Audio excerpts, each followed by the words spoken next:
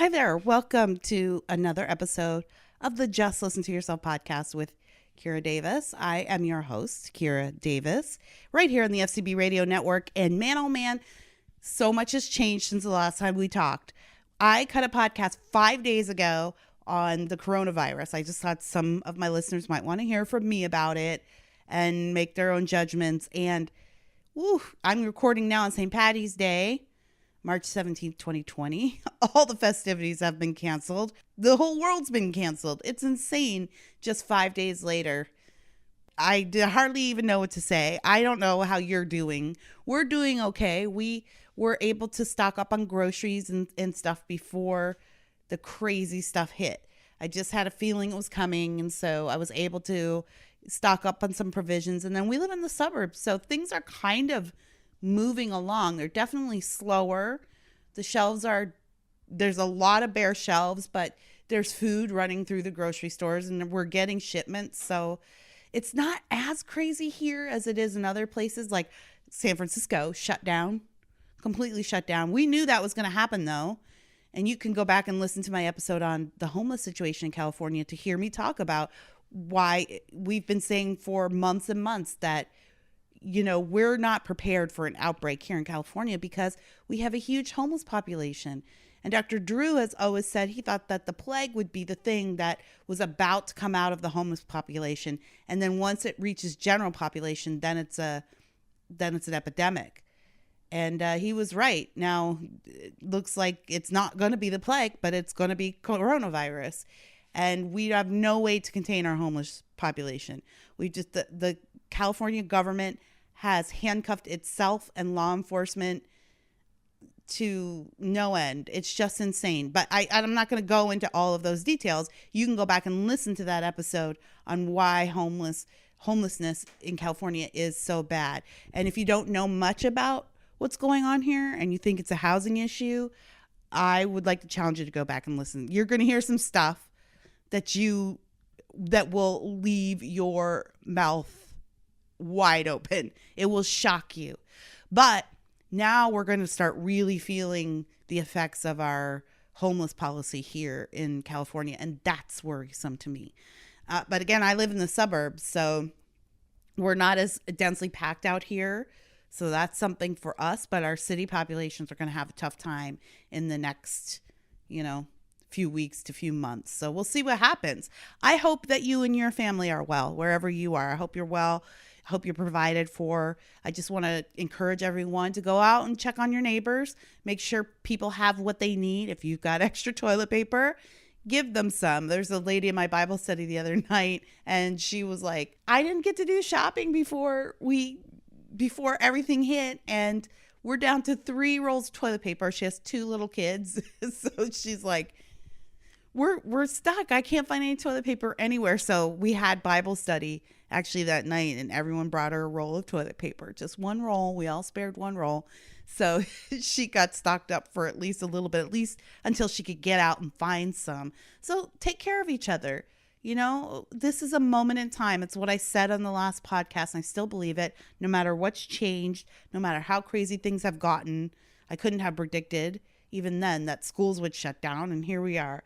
But no matter what, this is a matter of time. This is a moment in time, and it'll pass. We'll get through it together. So just make sure that you're taking care of each other. If we all just pick somebody to take care of, to help out, to make sure that they're okay and check in on, we can all get through this together. Because there's a lot of people right now who are hurting, not necessarily health-wise, but, their jobs are gone. Suddenly, they're not sure how they're going to put groceries, even when they do find groceries, how they're going to afford those groceries. So a lot of people in tough situations right now. Reach out, help each other. We will get through this. I definitely believe that. But that brings me to something else I wanted to talk about today.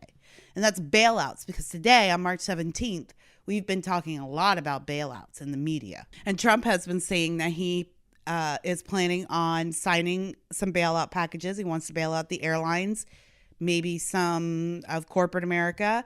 And then he said something very interesting, which I've never heard a government official say in a situation like this before. They're going to send bailout checks to the public. That's what he wants to do anyway. The president, it's important to note that the president can only do so much. Congress has the purse strings. The House is the purse strings. So all of this has to go through Congress, and we've got the typical politics at play there. But this is what he wants to do. Now, I'll just tell you my position right off the top. I don't agree with bailouts at all. But I've always said since 9/11, look, if you're going to send bailouts, don't send $1 trillion to companies that already have $1 trillion. Send it to the American people. They're the ones that need to put food on their table every day or pay their light bill. Send the people the money, not the corporations. It's ridiculous. It's rewarding people who are already wealthy. And then lo and behold, today Trump is saying, well, we're thinking about bailing out the people. And I suddenly had to step back and ask myself if I really meant that then. Did I really mean I'd be okay if he bailed out the people? And you know what? I have to admit, y'all, that was just word vomit. It was, see, this is why I do this show. Don't I always say, sometimes you got to draw out your talking points all the way to their logical conclusion, because sometimes you don't mean what you think you mean. I thought I meant that I'd be okay with people getting bailouts. But you know what? Now that we're here and we're thinking about it, I'm not okay with it. I don't want it. I don't think we should be bailing out people. Now, does this mean I'm sending my check back? No, I'm a taxpayer. They're only giving me my own money back.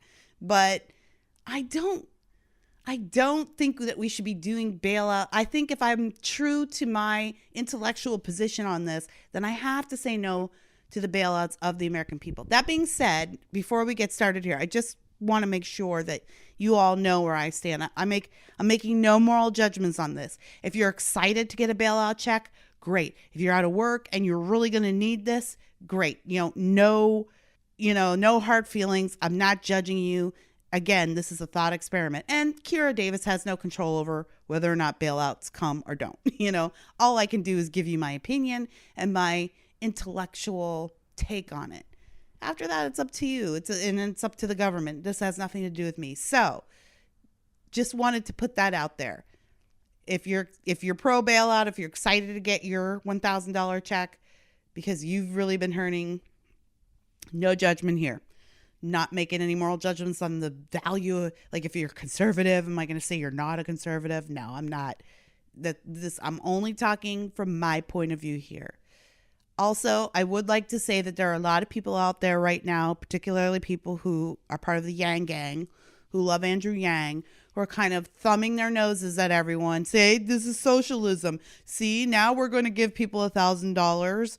That's socialist. So look at you, Republicans. How stupid do you look? Well, I'd like to remind you that giving someone $1,000 in the midst of the worst economic crisis the world has ever seen in order to get them through to the next week is completely different than giving someone $12,000 a year in perpetuity. We're not talking about, I don't think we're talking about extended welfare here. We're talking about a unique situation where the government wants to keep people afloat until we can lift the restrictions on their jobs and travel, which I don't even think we should be doing in the first place. But I just want to say that to anyone who's kind of like got their nose up in the air about this and thinking that this is like validating socialism. It is not. You have to be intellectually honest about this. We're talking about a one-time deal as opposed to 12 months of the year, every year, getting this amount. That would break us. That would absolutely break us. So I don't think we should be offering bailouts. So let's start at the start. One of the first bailouts that I'm aware of, and I don't know the history of bailouts, if we've ever done it before, but the first big one I'm aware of was 9/11. And George Bush signed bailouts for the corporations and the airlines. And we were told that these were industries that were too big to fail and we could not let them fail. That's where we got these terms. Too big to fail is kind of a household colloquialism now, but it comes from that time, 9/11, when we bailed out the airline industry. Now, fast forward to 2020, maybe not this very moment in 2020 because no one's flying anywhere right now, but fast forward to 2020 And everyone hates air travel, right? Your seats are too small. You're squeezed in. You have to pay baggage fees. You have to, fight like you're in prison to get a good seat on the plane. You got to line up like you're cattle to get your, got to get in group 1, group 2, so you can get your free carry-on on there, because you got to stuff everything into a free carry-on, because you can't make this flight more expensive than it already is by paying for them to carry your bag. It goes on and on, right? The airports suck. The staff sucks. The planes are always late. There's always some kind of mix-up. You get less and less room. They charge you for more and more. Everyone hates air travel these days, unless you're one of the lucky few who gets to fly first class. My husband hates traveling with me because he travels with his boss a lot. And so they travel on the company card and they go first class. But when he's with family, we got to slum it and coach. So he's starting to resent us for making him one of the poors every time he tries to take his family somewhere. But yeah, unless you travel first class, air travel sucks. Now, it wasn't a walk in the park before then, but I remember air travel very well pre-2001, pre-9/11. I traveled a lot because I had parents in 2 different countries. I've been flying by myself since I was 5 years old. My mom would put me on a plane in Canada, and back then you could go through a changeover. You could do a layover. Now if you're an unaccompanied minor, you have to have a direct flight. But back then, I used to get off the plane when I was 10 years old in Boston and find my way to the terminal that I needed to be at to get to where I was going. I don't even know how I did that now. Now it seems crazy. Like I would lose my mind if I put my 12-year-old on a plane and knew she had to change in Boston by herself. But I don't know. How have any of us survived pre-2020 childhood? I don't know. Anyway, before then it really wasn't that bad. You could check your bags for free. I mean, the idea of a baggage fee was just unheard of. You got your meals on planes. You had plenty of room on planes. It wasn't until after 9/11 that airline travel changed. And I'm not talking about security wise, because obviously the security changed, all that changed. I get that. But airline travel changed. The things we take for granted now as just part of airline travel, they are the direct fault of 9/11 measures. They're the direct fault of 9/11 bailouts. And I can remember even at the time I was a young mother. I wasn't even into politics really at that time. And I was a liberal. I was a faithful Democrat.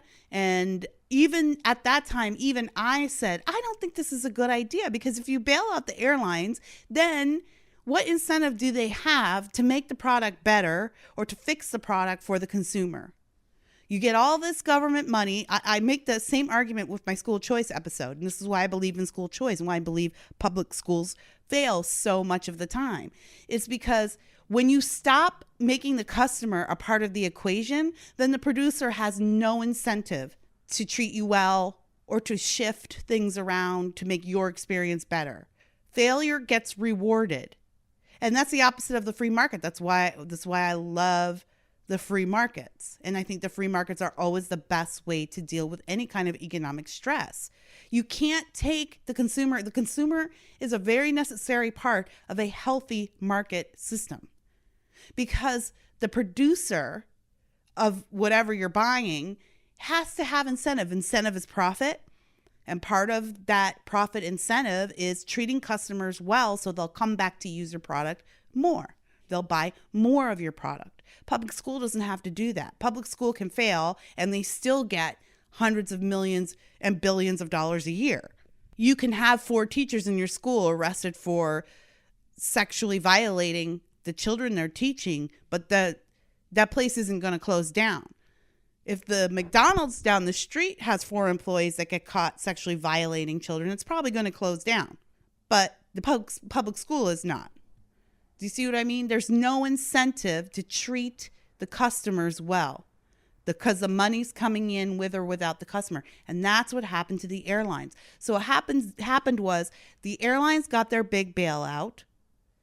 And instead of going, whew, we weathered that one, they said, okay, we've got all these new restrictions on travel coming in, all these new security issues and restrictions. We're going to add more of our own. We're going to take advantage of this. And instead of listening to the customers and hearing from the customers about what they would like their experience to be, we'll do what we want to do to squeeze as much profit out of this, because if anything ever happens again, we don't need the customers. The government's going to bail us out. And they were right about that. I think we've done a couple of bailouts for the airlines since that time. I think we might have done 2 at that time and during around 9/11. And I think we've done one more since then. So the reason why the airlines treat you like cattle is because you don't matter to them. They don't need you. The government will bail them out when you stop even when you stop traveling. It is the fault of the bailout that you have to pay $1 bajillion just to get your bags carried on the flight that you've already paid $1 bajillion for. That is a direct result of 9/11 bailouts. So no, I absolutely do not want the airlines bailed out. I think this is a free market issue. Now, I hear what some of you are saying. Well, Kira, what happens when they all fold at the same time? And then you lose 750,000 jobs. That's a lot of jobs to lose at one time, Kira. That could sink the economy. We can't risk that kind of drop in economic activity, in travel. People have got to get places. We depend on travel to, for tourism, for business purposes. There's all kinds of reasons why we would want air travel to be thriving and healthy. To that I say, let the free markets work. If an airline can't get through a big economic crisis, and it's understandable if it can't. I mean, it's a huge hit. I get that. If an airline can't get through it, then what happens is a need will be created and something else will spring up to fill the vacuum. That's how free markets work. I know that sounds a little bit callous because there are people that we're talking about here. There are people with jobs. So I'm not saying that it would be painless, that it's painless. But this is the other problem here. We have convinced ourselves that as Americans, we're not supposed to feel any pain ever for anything. That's kind of why I left left-wing progressive thought, because there is this idea that there's some kind of utopia out there. And if we just remove everyone's pain and everyone's discomfort and they don't have to work or worry for anything ever, that life will be better. And it's actually the opposite. Life isn't better without pain. It's not even living if you don't have pain, to be honest. Again, I am not advocating for pain. What I'm saying is we don't need to be avoiding it at all costs, at the cost of a healthy economy. Because some people might be down and out for 3 weeks or 6 months or whatever while they look for a new job or restructure their lives. But the idea that if we hand out bailouts like this, which is just your money, this is your money that they're handing to these airlines, we hand out bailouts like this, what might happen is these airlines might survive for another year or two and then fold, and then we'll really be in trouble because everything's more expensive. It's more expensive to establish a new airline, to give people new jobs, to create new economic gears running. It turns out to be more expensive. Airline travel will get more expensive after these bailouts. Your seats are going to get smaller, as unimaginable as that is, after these airline bailouts. We have to be willing to suck up a little bit of pain for a greater economic kickback in the future. I believe that all the research shows that the free markets will take care of it. And so would travel suffer? Sure. And would we lose some jobs? Yes. I'm willing to bet when push comes to shove, actually a lot of these airlines will be just fine without a bailout, because they'll have to figure out how to survive themselves. They'll have to figure out how to survive. And that's what ingenuity does. That's what the free markets do. We have to give the free markets a chance to work. So I don't believe that airline bailouts are a good idea. And I don't believe that we will lose all of our airlines if we don't bail them out. I do believe that air travel will get worse and the customers will be ignored even more if we bail out the airlines. That's exactly what happened after 9/11, and it's exactly what happened now. They have to be able to pivot, just like you do. Just like you do. This too big to fail thing, no. If the entire American economy collapsed because we let a bank fail or because we let airlines fail, then I would say I'm wrong about the free markets. That we should never have placed any value or confidence in the free markets. So I can't get with it. I can't get down with it. No, it's not going to work. It's going to make things worse for us. Let the free markets do their work. It's so amazing. When there is a need, it gets filled, not by force, but by ingenuity. There's a great story about Thanksgiving. Rush Limbaugh tells it on his show every Thanksgiving. And I know where he got it. He got it from this biography of George Washington that was written in the 1800s. But the biography is amazing. It was written by Justice John Marshall, one of the first Chief Justices on the Supreme Court. And he was a personal friend of George Washington. And so he wrote this book. It took him 20 years to write. I think it's 7 volumes. You can get it for free, or you could, last time I looked, on Kindle. I mean, it was written in the 1800s, so keep that in mind. Like, it's not a page turner.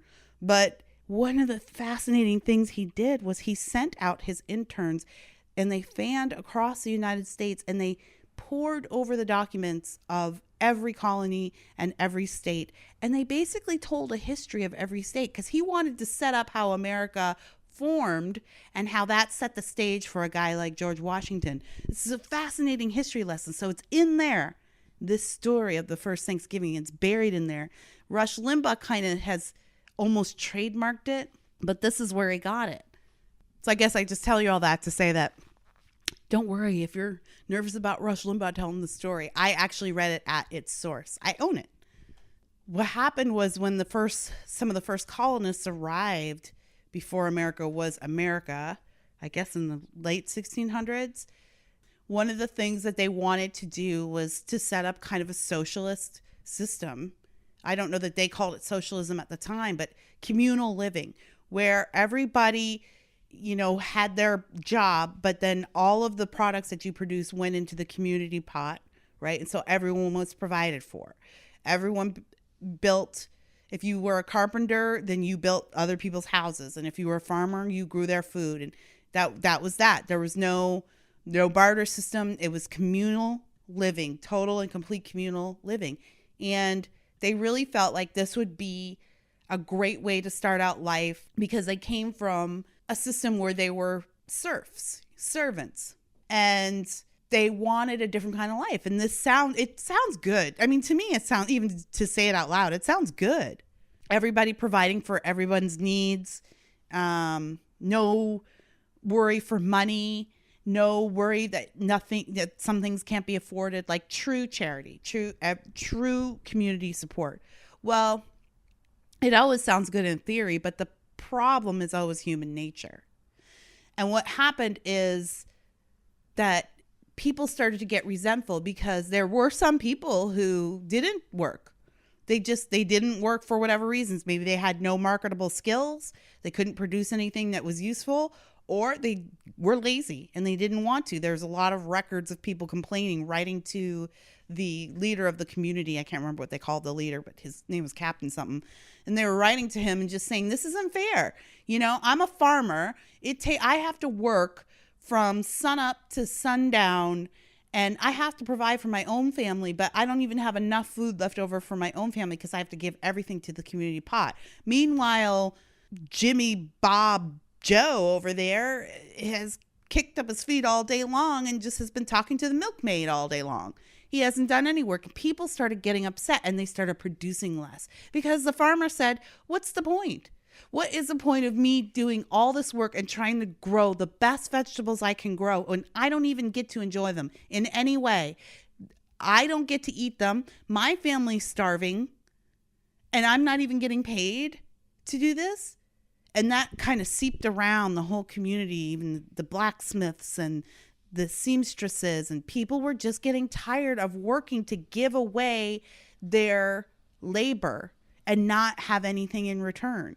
You know, the farmer can farm, let's say 80 pounds of potatoes, and his family is, because of the needs of the many, is restricted to 3 potatoes. But that's a long day for a man to work and have nothing to bring home to his family. You know what I'm saying? So what happened after a while is people were like, we're done with this. We hate this. And the community started to starve because people weren't producing enough. And the Native Americans around them at that time had come close to them, had given them maize, given them corn, taught them how to grow these things. And so they had the resources, but they weren't producing. They weren't producing in the type of way that would support the community because everyone was so bitter. Production went down. So what the captain had to do was he had to start instituting a barter system. All right, farmer, you don't have to give all of your potatoes to the communal pot. You keep what is good for your family, and then you sell or barter the rest. And everyone's got to work.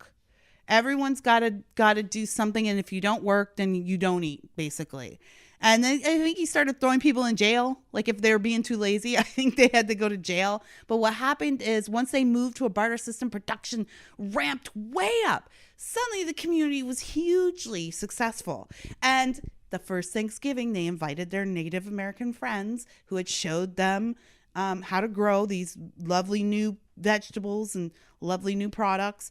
And they all had a feast to celebrate. It wasn't an issue of the Pilgrims inviting the Indians over to celebrate the food that they stole from the Indians. It was a very communal celebration. They were celebrating with their Native American neighbors. We all know that things got a lot crazier after that.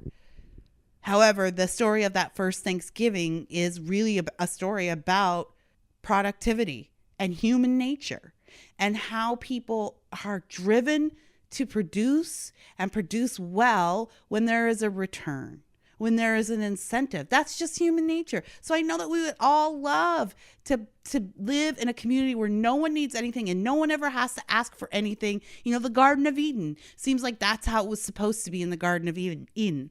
But you know what happened? Sin happened. So now we live in a post-Eden world.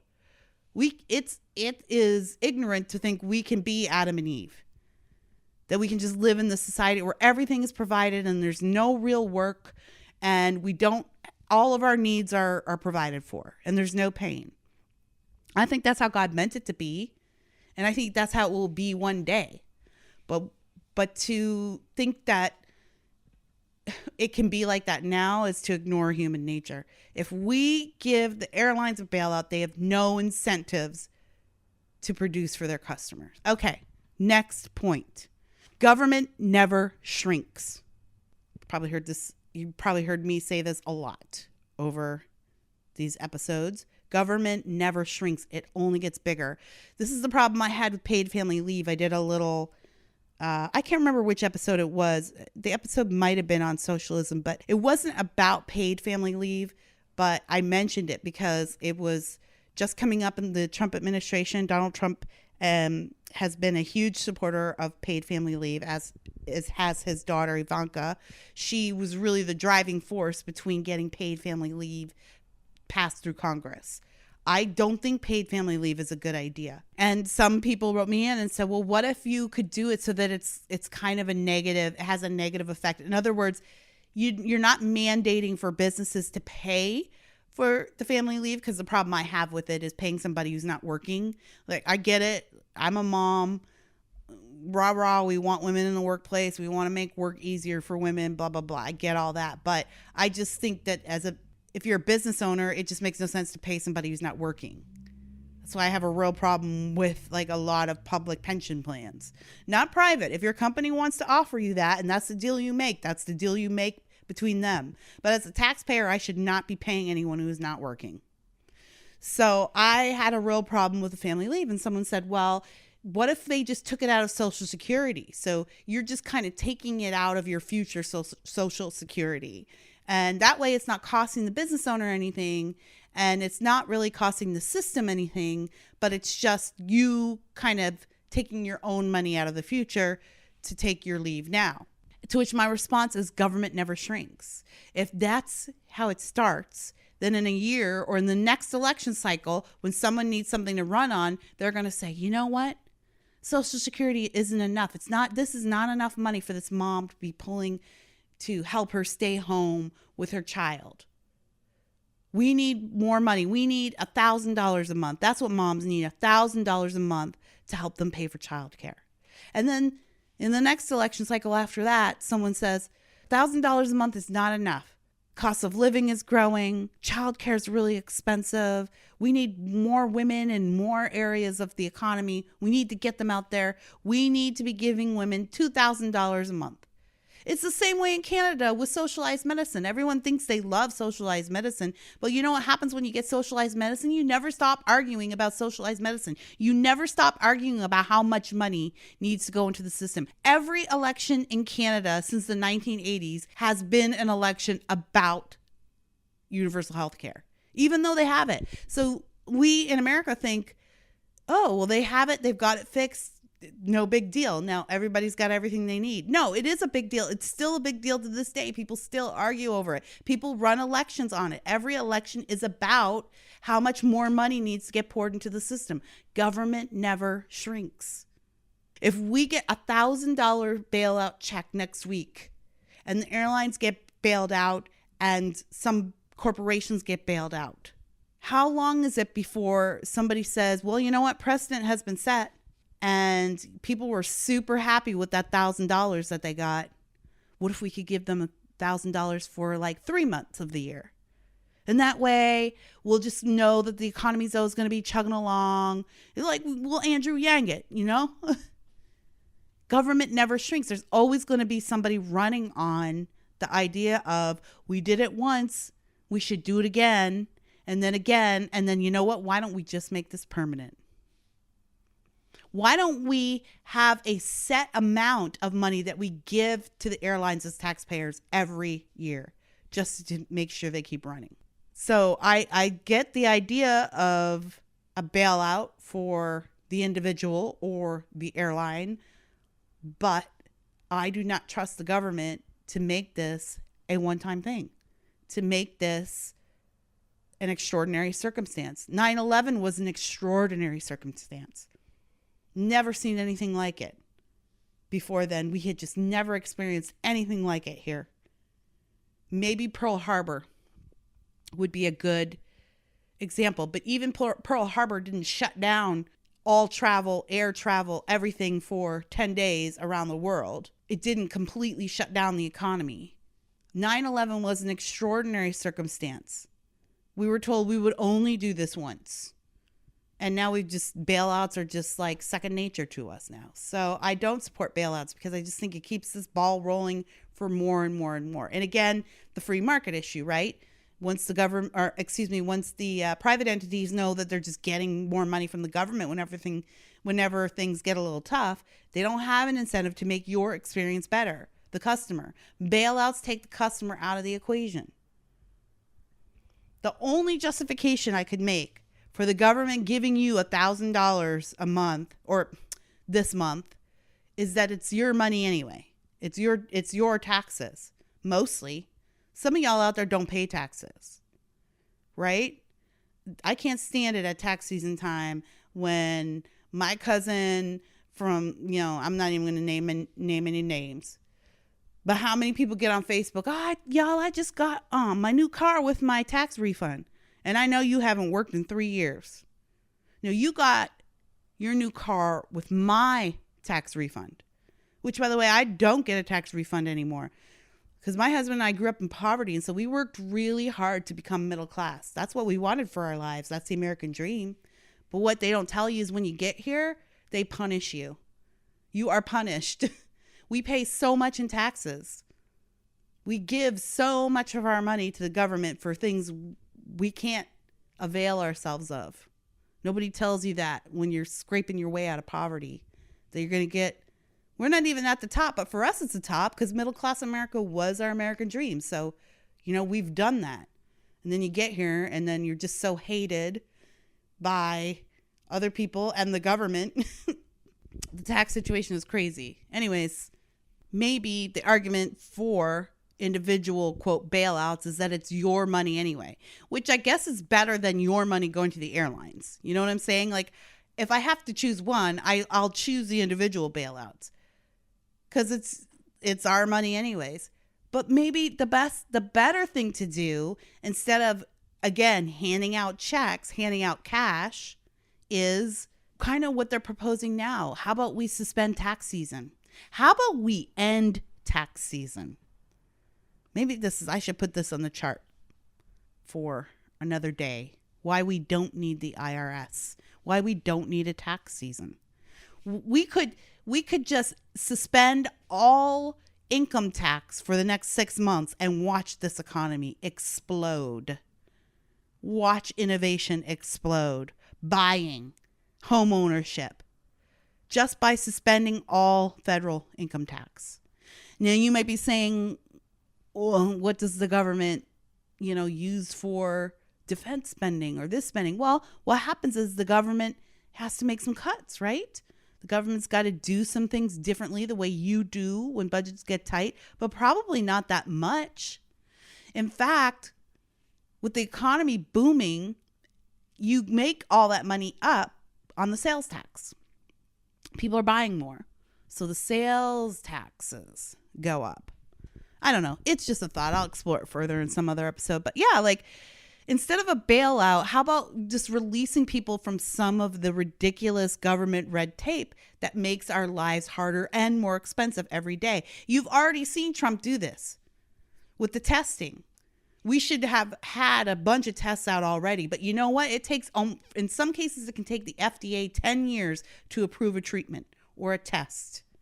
There's so much red tape with the FDA and licensing for different. Don't get me started on licensing and why we need licensing in the first place. We don't need, occupational licensing is ridiculous. No woman should need a license to braid hair. If you don't trust her to be clean and cleanly, then you don't buy her services, period.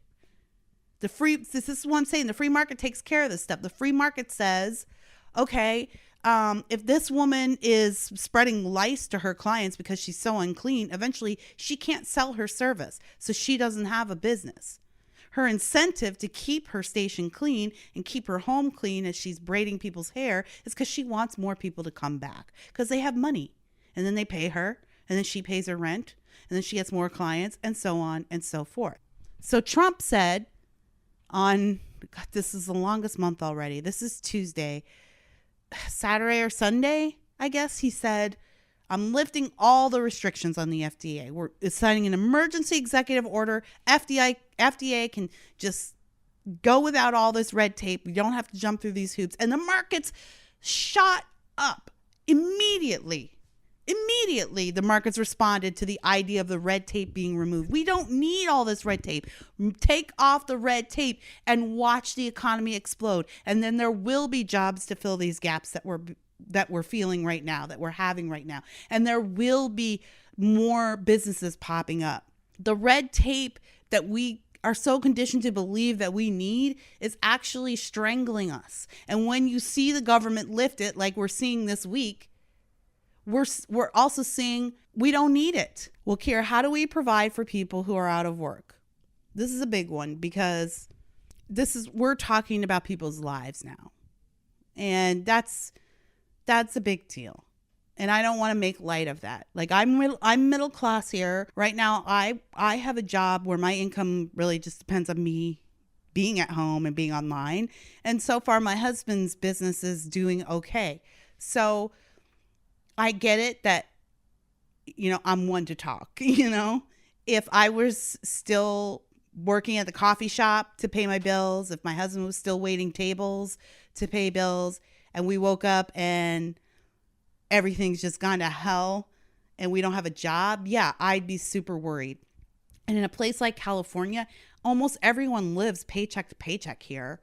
So to even miss, even wealthy people, to even miss one paycheck, I get it. That's huge. What do you do for people? What about the people who are out of work and have no family, have nowhere to go? This is maybe a longer episode and a longer discussion, but part of this involves, it's so hard to have this discussion because it involves something that doesn't involve a government plan or bullet points. And it doesn't involve you filling out a piece of paper. It involves all of us. This is why I think that we have become too dependent on the government for everything. And it wasn't meant to be this way. And now, when things are getting tough, we need the government to rescue us. So what about those people who are servers who woke up on Monday with no job and now they just have no idea? How are they going to pay the phone bill? How are they going to pay the rent? How are they going to keep the lights on? Keep food in their kids' bellies? What about those people? Shouldn't they get that bailout? All right, a couple of points here. I'll make this point to my socialist friends who love welfare. Well, isn't this why we have welfare programs? This is exactly what we've sunk all this money into. Everyone, it's very convenient to forget. This is what I've said about the homeless problem too. There's a lot of people out there from outside the state who've never been here, don't know what we're going through, and think it's a housing issue. They think we just made housing too expensive and now we have this great big homeless population. No, that's not it at all. California is infamous for our welfare programs. We have so many programs for the poor to take care, to be cared for. So many. I mean, we spend billions and billions of dollars a year on programs for treatment, programs for food, programs to get people into jobs, programs to get people educated, programs to get people off the street and into homes. People who aren't crazy take advantage of those programs because you know what? People who aren't crazy don't like to poop in the street. So it's the only crazy people that is left out there, right? They're the ones that are too crazy to know that they're crazy and too crazy to know that they need help. And so when they get offered help, they don't take it. They're called service resistant. We have a name for it, service resistant. We have so many welfare programs here in the state of California. Isn't this exactly what we have them for? Every time we want to make cuts to welfare programs, because yes, people do take advantage of them, folks. Those people exist. It's not a secret. There are many people out there who scam welfare, and that is how they make their living. That is their life. So every time we want to talk about making cuts, then there's some part of society that's like, you're horrible. You're so cruel. This is awful. We can't do this. People need this. This is how poor people survive. Okay. Well, here we are. Here we are in a time where maybe you're right then, socialist friends. Maybe you are right. Maybe we should not have been making cuts. Well, we haven't made any cuts to welfare. We've made cuts in the future spending. We've reduced the rate of growth for welfare. Look up baseline budgeting to find out more about that. But maybe you're right. Okay, so how about I concede that? You're right. We need welfare programs. Let us not make any cuts to the welfare programs. Then we don't need the bailouts for these people. The people who are hurting have the benefit of the programs we've been arguing about for the last 50 years. So instead of adding more welfare on top of the welfare we already have, how about we just send people into that welfare? We've got plenty there. Now, do I want them to stay there? No. And I prefer it if they don't have to go at all. So that brings me to my next point about this idea of having to watch people struggle as the economy tanks and as their jobs are at the very least put on hold. And that is being neighborly. And that is how we look at what charity is and what support is. We've let the government become responsible for so much in our lives that we've forgotten how to be good neighbors to each other because we've decided we don't need each other. And I'm sure you see that in your community. I see it in my community. It's almost a way of life here in Orange County. You come home from work or sports, you put everything in the garage. No one puts cars in their garages here. We don't have basements or attics because of earthquake stuff. So everyone's garage is like storage, or mine's a studio.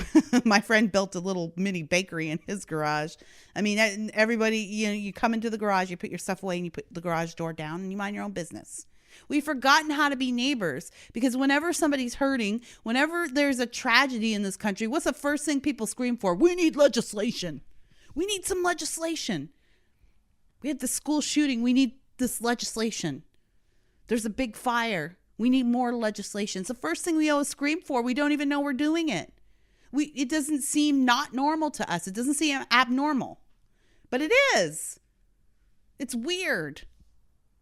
Government should not be the first place we look to. We don't know anyone in government. Who do you know in government personally? Who do you know? Can you call Donald Trump up on the phone and get help from him when you need it? Can you call your representative on the phone if you're out of aspirin, or if you're not sure how you're going to buy your groceries next week? No, you don't know anyone in government, and no one in government knows you. This is what your community is for. And government has been slowly encroaching on our community connections. I don't know that this is a helpful point that I'm making, because that's not something you can change overnight. And I get it. It's taken us decades to get here, and it's going to take us a long time to dig out from it. But this has always been my point about not giving government even more control. The more control you give the government over what you have, what you can do, what you can spend, you give the government the ability to take those things away. It becomes like a bribe. It becomes a bribe. What happens when we all get used to $1,000? $1,000 for 6 months of the year. And then it's 7, and then it's 8, and then it's 9, 10, 11, 12. What happens when we get used to that? And then the government says, well, you know what? We'd like to keep, giving you this $1,000 a month, but, it's just a real issue with the First Amendment's a real issue these days. There's a lot of naysayers out there. They're making it tough for us to do our job. And for whatever reason, their blah, blah, blahing is having a negative effect on the economy. So if you want to keep your $1,000 a month, we've got to suspend the First Amendment. I mean, that's an extreme case. I get that. But this is the whole point. I've said it on this show before. That's why the founding fathers put in our Constitution that your rights come from God and not man. That's very important, even if you're an atheist, even if you don't believe in God. You have to believe that it cannot be a man that gives you your right, because if it's a man that can give you your right, it's a man that can take away your rights. Our rights have to be supernatural. They have to be outside of the natural. And so we've just been so conditioned to take from the government. And every time we get scared, every time something pops up, we look to the government to help. What happened is we stopped looking to each other.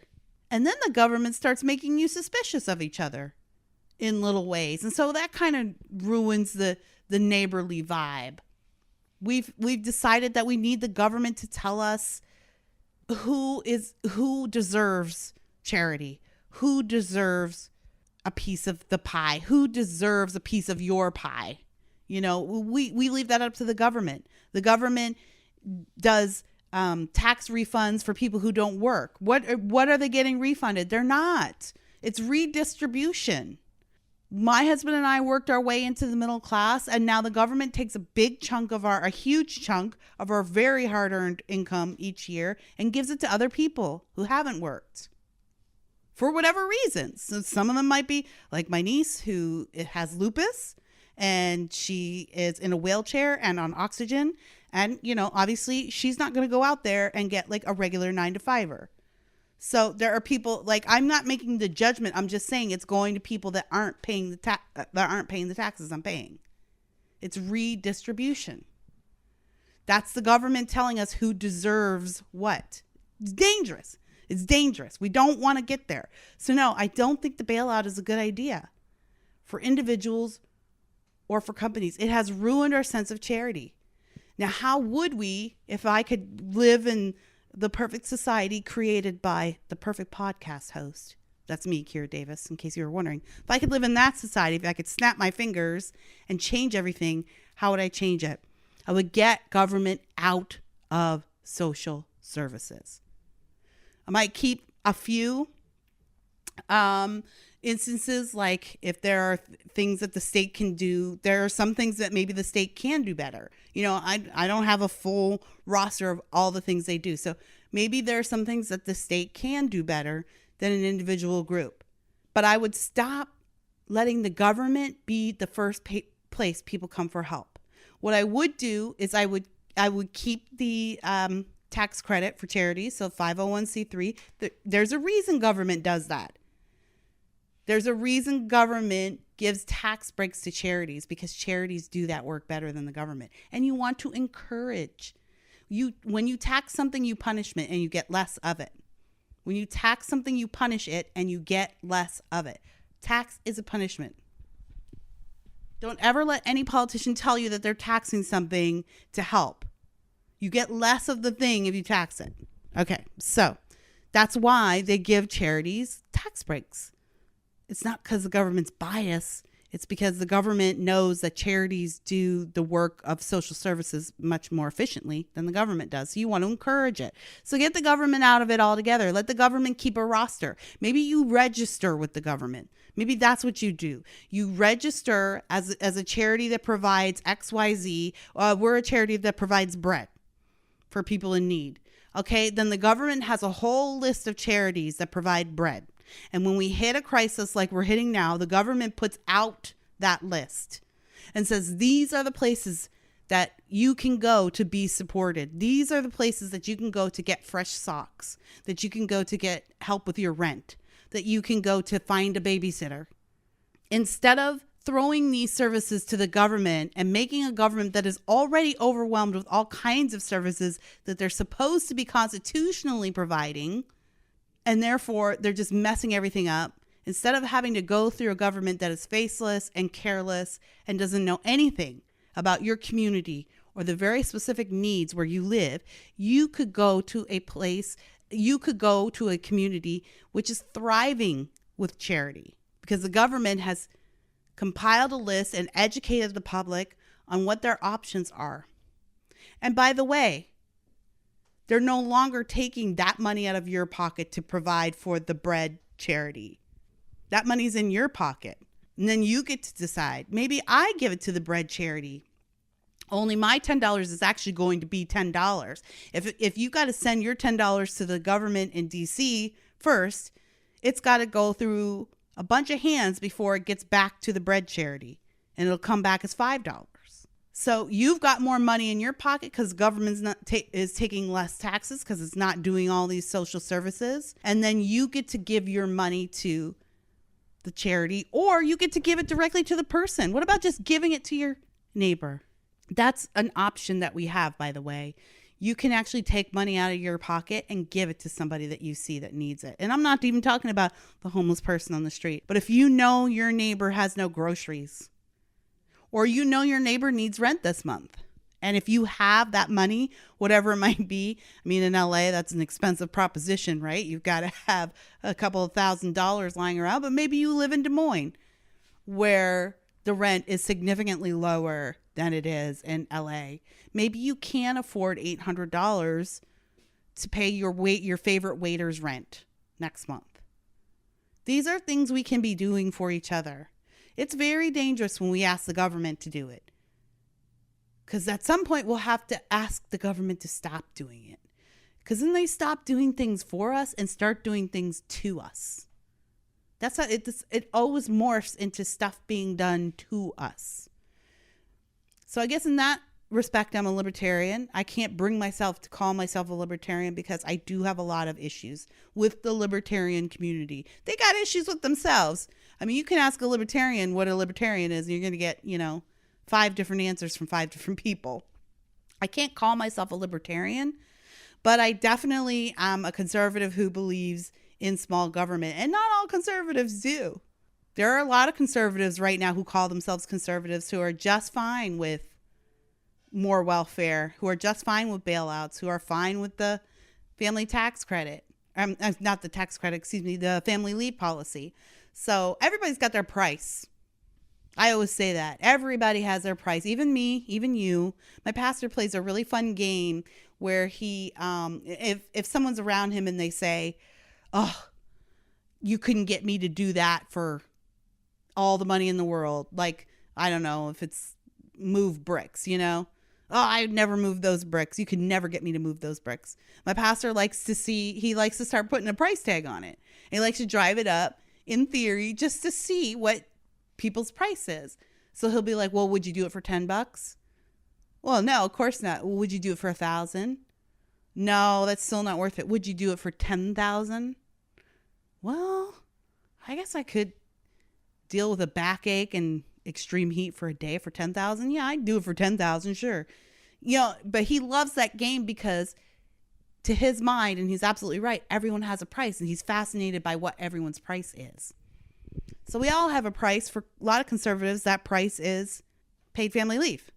I don't believe in welfare. I don't believe in things, but I want to stay home with my kid so longer and still have a career. So I'm for paid family leave. Some people your price is, well, maybe I am going on welfare.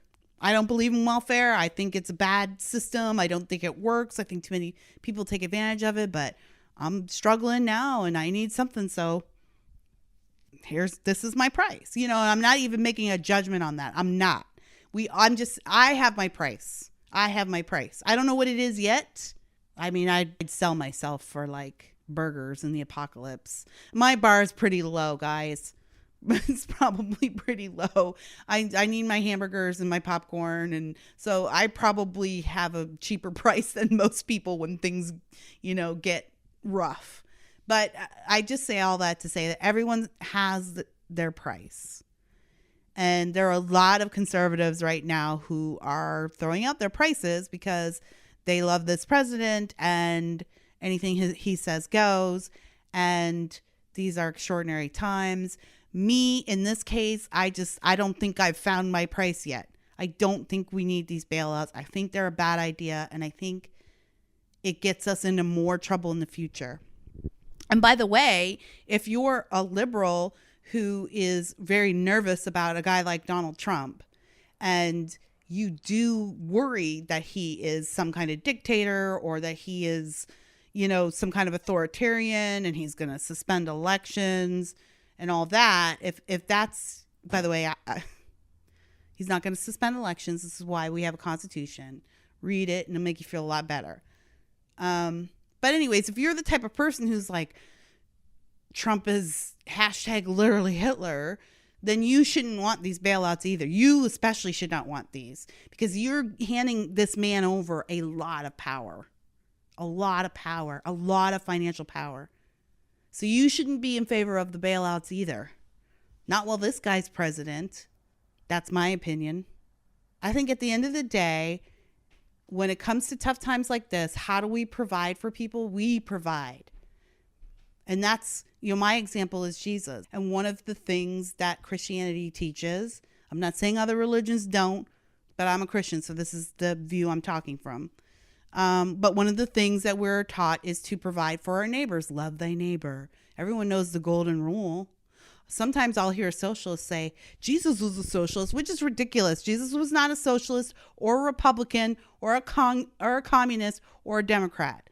It's such a ignorant and myopic point of view to put God in a political box of one country in one era of all time. That's so childish and ignorant. Do not do that to God. There are the affairs of man and then there are the affairs of God. All right. Can't put God in a political party. Don't do that. However, there's a lot of socialists out there who say Jesus was a socialist. He multiplied the fish and he fed everyone, multiplied the loaves of bread and he fed everyone, turned water into wine and celebrated with everyone. No, this is what you're missing. Jesus did those things. He didn't go to the government and say, you know what? You need to be taking all of the loaves of bread in all of these houses and redistributing it fairly. You guys need a system where you take from one person and you give it to another person that you think needs it more. That's not what he did. He did it himself. And that's what we're called to do. We're in this era where we think that if the government doesn't do it, then no one's going to do it. But it's the opposite. When the government doesn't do it, somebody else steps up to do it. We need to start stepping up. We can't depend on the government to do this stuff. It's not their job. It shouldn't be their job. It should worry us if we make it their job. Because again, then that's just giving them a lot of control. You should not be waiting for the government to provide charity to other people. You should be providing for other people right now.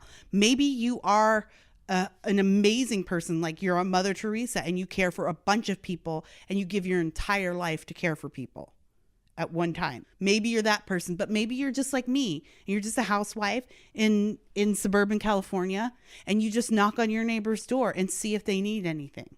Or if you overhear someone at the supermarket and you know that they're struggling, you pay for their groceries. I ran into a neighbor at the grocery store a few years ago. It was Christmas time.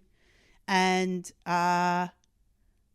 I didn't want to stop and talk to her because I was busy. It was Christmas time, It's like you have all your shopping to do. You're just nuts. You're in between appointments. And I kind of tried to avoid her, but she caught my eye and she's like, hey. And so, okay, fine. I'm going to go over and talk to her for a minute. And I started out with, hey, how are you? That's all I said. I didn't get anything out. That's all I said. Hey, how are you? And immediately she started crying right there in the middle of the aisle, immediately. And she was like, I'm not good. The economy is tanking. And this was pre-2016. So we were kind of in another slump. Her husband was a mortgage broker. So he was basically not working at all. And she was a stay-at-home mom. So, and we live in like a very upper middle class community. So it's not nothing to live here. So she was like, I don't have food in the cupboards. Our kids went to school together. She's like, I don't have food in the cupboards. You would look at this woman and you would not know. She's driving a Land Rover. She is the quintessential Orange County housewife, or she was the quintessential Orange County housewife. You would never know that this woman had no food in her cupboards.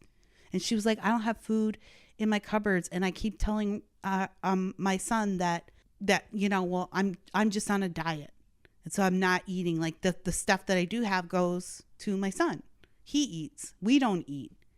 This is like in a upscale people. The Real Housewives of Orange County literally records in my neighborhood. That's the kind of place we live in. She had this need that was so hidden. And what she needed was for someone to say, how are you? Now, I was totally convicted because I was not going to stop and talk to her and didn't want to. And so I had to ask for forgiveness for that because how selfish am I? But just even the words that I didn't really mean at the time when they came out of my mouth, but what she needed was for someone to say, how are you? So she could be free to say, I'm not good. And then what did we do? We went and got her groceries. We got her some clothes. She was running out of clothes that she could wear because of some of the health issues that had come up with the stress. So we got her clothes. We managed to make sure that everybody was fed. We could do that because we knew that. So we've got to get back to knowing who our neighbors are, reaching out to people, and providing for the individual or the group. If you feel called and led to give your life to service, that's great. But you don't have to be that person. You can just be the person who asks your neighbor, how are you? And then when they provide the answer, if you have a need that can be met, that you can meet, then you do it. That's how we get away from these needs for bailouts, the need to be looking to government for everything, to solve everything for us. We don't need it. And I think the more we go down this rabbit hole, the worse it's going to get. So I say no to bailouts, even to the checks while people are out of work. Sorry, that's how I feel. Okay. I've gone on long enough. Have I just been rambling? I feel like my thoughts are more scrambled these days just because there's so much going on out there. And so I apologize if I've been rambling a bit too much or maybe took the circular way around some of these points I was making. But I hope I made my point. And I'm, what to do? What can we do in these crazy times? I'm just going to keep doing what I do, which is this. And so you can count on hearing my voice. I'll still be recording through the apocalypse. I'll still be reaching out. I'll still be telling you what I know and sharing what I know. And email is still working. So give me an email, kiradavis422@gmail. That's kiradavis422@gmail. Send me your thoughts. Do you agree with me? Do you disagree? Are you looking forward to your $1,000? Was Andrew Yang right? Maybe this is something we should have been doing. Are we all just closet socialists? Whatever you have to say about this episode, drop me a line. And until we meet again, I just want you all to know that we're going to be okay. We're going to make it through this. And one way that we're going to make it through it is if we all help each other. And I will tell you that it has made me feel so much better and so much more in control to be taking active steps to help other people. Like I'm actively going out and seeing what people need. Even at the store when it got crazy the other day, and people just lose their minds. The grocery store is crazy and they're just like getting their carts to their cars and just leaving the cart in the parking lot, not even bothering to take it back. Knowing that the employees in the grocery store are stressed out to no end. They don't have enough time to go gather up these carts. So there's carts in the middle of parking spaces. So even, I just moved one. No one saw it. There's nobody there to give you any applause. And who would give you applause for just moving a shopping cart? But it was just a little thing. Just a little thing to do that makes someone's next few moments a little easier. You don't have to be a hero. You don't have to be a rock star with a lot of money. Just any little thing can help. The more kindness and support we show each other, the quicker we're going to get through this. I definitely believe that. Okay, guys, been talking long enough. I'll talk to you next time. Until then, don't forget, every once in a while, just stop and listen to yourself.